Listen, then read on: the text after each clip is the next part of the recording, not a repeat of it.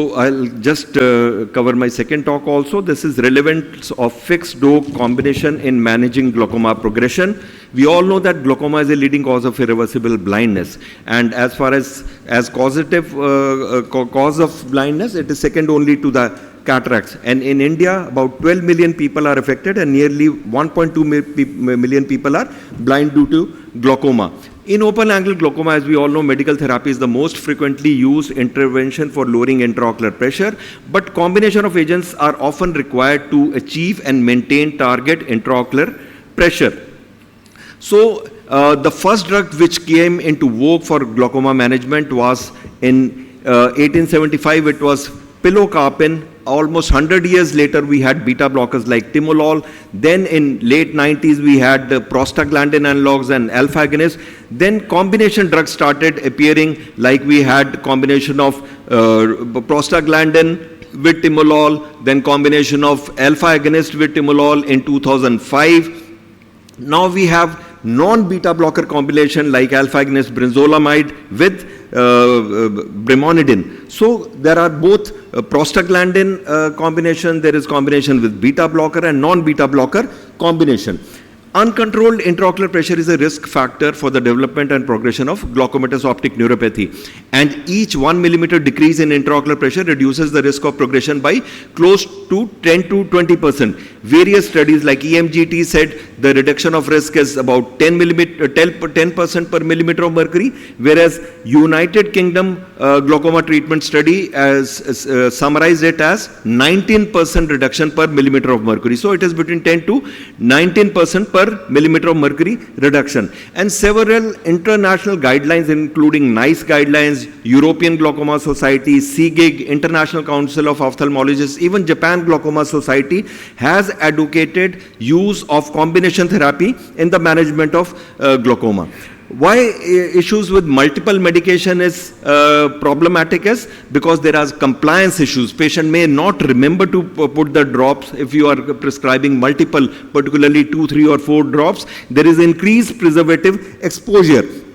And if we compare fixed combination with multiple drops which are to be put, you find that if multiple drops are put, number of eye drops instilled are much more. There is washout effect if you put second drop immediately after putting the first drop. There is less tolerability, convenience of administration is not there, compliance and adherence issues are there, and there is more exposure to preservatives rather when you give fixed drug combination.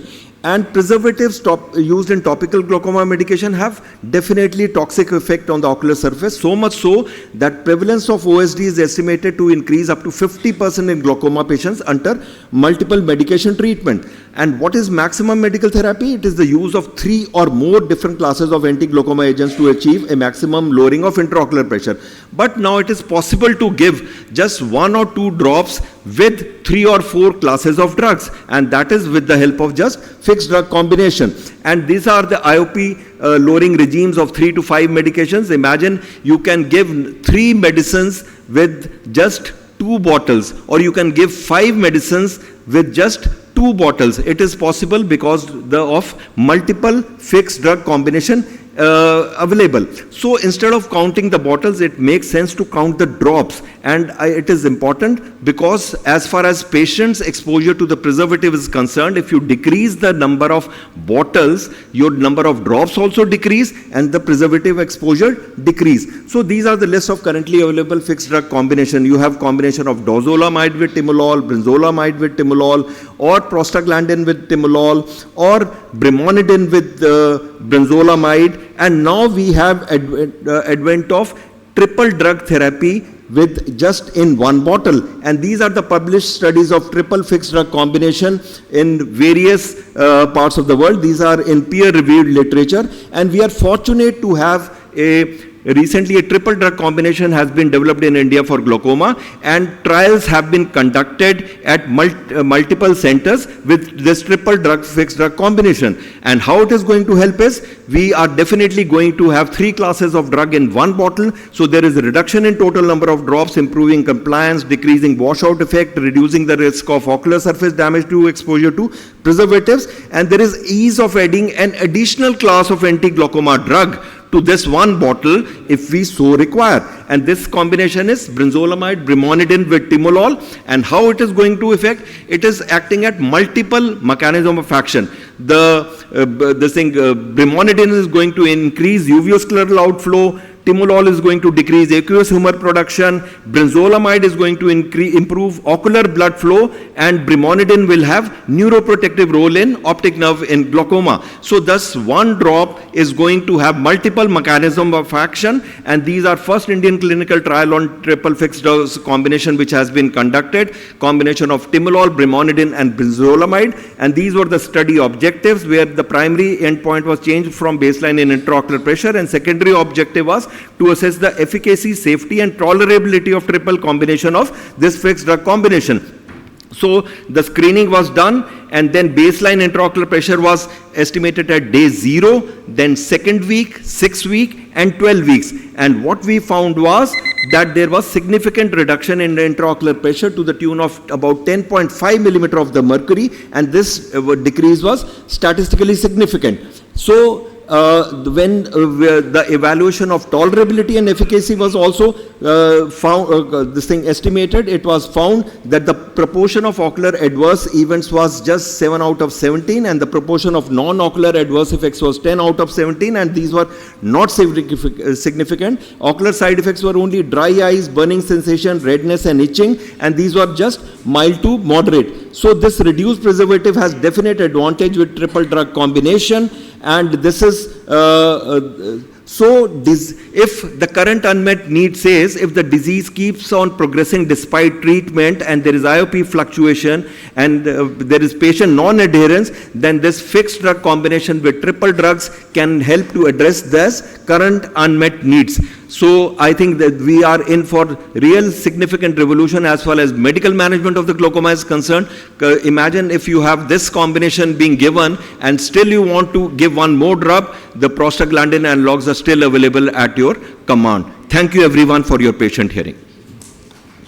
Thank you, sir, for the masterly presentation. Actually, one of the important things that is coming up is the dropper technology also, no? Yes, sir. Because the volume of drop that goes into the eye is to be minimized. Exactly. To be able to minimize the side effects. Yeah, the uniform drop size, that is very important, because what happens is the capacity of the conjunctival sac is limited. It is just about 15 to 20 microliter. So if the drop size is bigger, what is going to happen is it is going to spill over and cause the prostaglandin associated periorbitopathy side effects like pigmentation of the eyelids, of the eyelashes. So I think, and there is wastage also as far as financial aspect is concerned. So it is important that the drop size should be good, but then we also have to remember most of these patients are old with having arthritis problems, and it is not possible for them to just instill straight away with one shot right into the eye. They'll spill all over the eye without putting the drop going inside. So that is another important aspect which we really neglect, whether patients are able to put the drops themselves or they need some help to be able to put. So another major disadvantage with this multiple drug system in one drop, one bottle. So the major disadvantage is you cannot start the patient with this fixed drug combination of double or triple drug. Only if the patient is uncontrolled on two drugs and you have to add the third drug. In those cases, yes. If any side effect appears, we cannot label which drug causes a particular side effect. Yeah, that one problem will remain. But if you find that the patient is already on brimonidine and timolol and you have to add, and there was no side effects, you just have to add brinzolamide, then this drug can be given because the patient was not having any side effects to the earlier two drugs. And if it is the side effect is occurring to the triple drug combination, then you straight away know it is because of the brinzolamide. Then you can stop it. And one of the important things about medical management is that not all drugs are equally effective in all patients. Exactly. So if we are starting off with 3-molecule combination or 2-molecule No, that is not advisable. Starting with fixed drug combination is never... It's not going to be the right thing to do. No. Always start with single drug. Then if patient wants, you have to add second drug or third drug, depending on whether the patient is a fast progressor or slow progressor. That way you can take a call, sir. So have to keep the patient with us for a long time. Convincing the patient that it is going to be a lifelong therapy, Exactly. is going to be the challenge and should be taken systematically. Right. Thank you. Sir, regarding the first talk, I had a question that whenever we are having a situation where PC rent is there, then we tend to give more and more injectable viscoelastic, and that is something that needs to be, I think, That controlled. should be avoided because most of the Because, viscoelastic you are going to inject is going through the PC rent into the vitreous. vitreous. And that will cause not only inflammation, it is going to cause significant increase in intraocular pressure. And one thing incidentally we have noticed is most of the cataract surgeons, once they find next day clear cornea, good vision, they don't check intraocular pressure. I make a strong case for checking IOP at least by NCT. Or if you are not, you don't have NCT, do this thing, applanation tonometry. You must check pressure at least on the first day, along with checking the vision and slit lamp examination. It is a must, because many a times we miss that the patient was having increased intraocular pressure, and later on, when the patient comes with the problems, then suddenly we start suspecting whether the patient was having glaucoma pre-operatively, which was missed, or it occurred, the rise in intraocular pressure occurred after the cataract surgery. Yeah. Right. So that, especially in the posterior chamber and PC rent cases, we have to be careful to use minimum viscoelastic and to use hydration as far as possible to form the chamber. Exactly. So if the wound is good and all, we understand the wound mechanics, we will be able to do that. Post-operatively, any rise of intraocular pressure is significant. Yes, sir. Thank you, sir. Thank you, sir.